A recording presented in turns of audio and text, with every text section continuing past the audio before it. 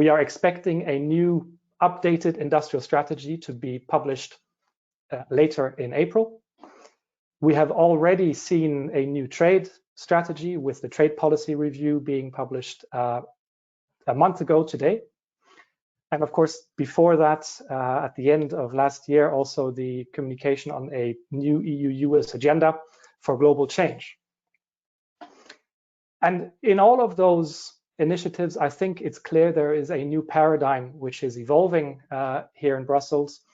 You all know the keywords: strategic autonomy, technological sovereignty, supply chain resilience, Green Deal, to name but a few. Now, following the US elections and the appointment of a new team in the US, there's also hope that after 4 turbulent years, we are going to be in a new age of making friends with the US, remaking friends with the US. And of course, following the suspension of the tariffs in the Airbus-Boeing dispute, the expectations really are going through the roof that we are opening a new chapter. And for our industries, the stakes here are massive. The US is the first export market for our companies and is the second biggest trading partner overall after China. And transatlantic trade is a growth engine, not just for our industries, but also for the wider European economy.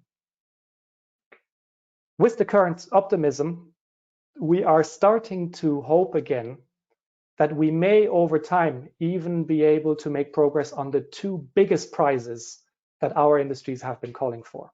An agreement on eliminating industrial tariffs across the goods sector, and an agreement on addressing non-tariff barriers to trade, particularly in the context of conformity assessments. Those 2 would be transformative for our ability to trade between Europe and the US. But of course, the stakes go much further than our industries alone. Let me just mention a few of the areas where EU-US collaboration in the trade context is critical.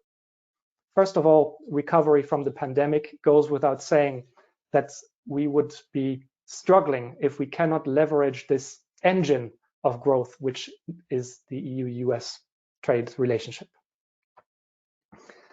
Secondly, we need to make the multilateral trading system fit for a multipolar world.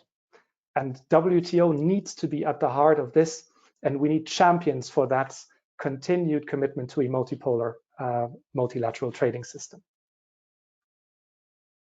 And then final point that I want to mention here, of course, is that achieving the Paris Agreement, enabling the global transition to a climate neutral economy, depends on this relationship between Europe and the US.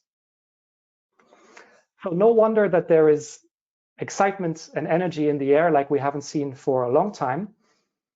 But of course, some of the political and economic realities remain. Public opinion has shifted permanently in favor of a more protectionist approach, whether you call it Buy America, whether you call this reducing strategic vulnerabilities. The bottom line, same. With the RCEP, the Asia-Pacific region has created the world's biggest trade bloc on the basis of a model for free trade agreements that is very different from the model that Europe has been championing. And the most important European free trade agreements that we have been asking for, the Mercosur agreements, is now on life support. China is already the largest global economy. If you take it at purchasing power parity, will soon be the largest economy on nominal GDP as well. And that economic model is putting the rules-based global trading system under unprecedented strain. It is accelerating a global decoupling, the US from China, Europe from China, and many other places also caught in this picture.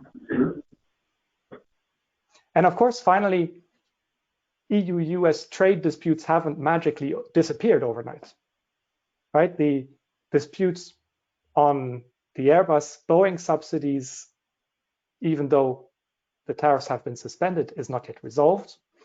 Much work remains ahead.